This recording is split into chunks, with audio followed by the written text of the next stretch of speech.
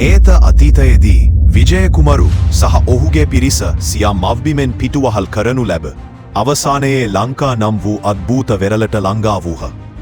විජය සහ ඔහුගේ සගයන් ගොඩට පැමිණ අමුතු ශබ්දවලින් පිරුණු නොපෙනෙන ඇස්වලින් ගහන වූ ඝන වනාන්තරයකට පිවිස ගියහ. ඒ අඳුරු සෙවණැලි අතරින් යක්ෂයන්ගේ අද්භූත රැජින වූ කුවේනිය එළියට ආවාය. ඇය කුතුහලයතින් හා සැකයතින් යුතුව ආගන්තුකයන් දෙස බලා සිටියාය. දෛවය විසින් පොළඹවනු ලැබූ කුවේනිය සිය මායා බලය පාවිච්චි කරමින් විජයගේ පිරිස ආරක්ෂා කර කුමරුට සිය සැඟවුණු ගුහාව වෙත මඟ පෙන්වූවාය. කාලය ගෙවී ගියේය. කිසිදාක එකතු නොවිය යුතු ලෝක දෙකක් එක් කරමින් කුවේනිය සහ විජය අතර ප්‍රේමය මෝරා වැඩුණය. ඔවුන්ගේ එකමුතුවෙන් දිවයිනේ අනාගතය නිර්මාණය කිරීමට නියමිත වූ නව පරපුරක් බිහිවිය.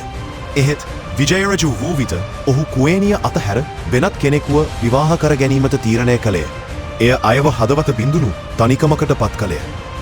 ඇගේ දුක සමගින් කුවේනිය තම ජනතාව වෙත ආපසු ගියාය. නමුත් ඔවුන් විසින් ඇයව පිටමන් කරනු ලැබ ඇගේ ඛේදනීය අවසානය දක්වාම වනපුරා ඉබාගාතය යන්නට සිදුවිය.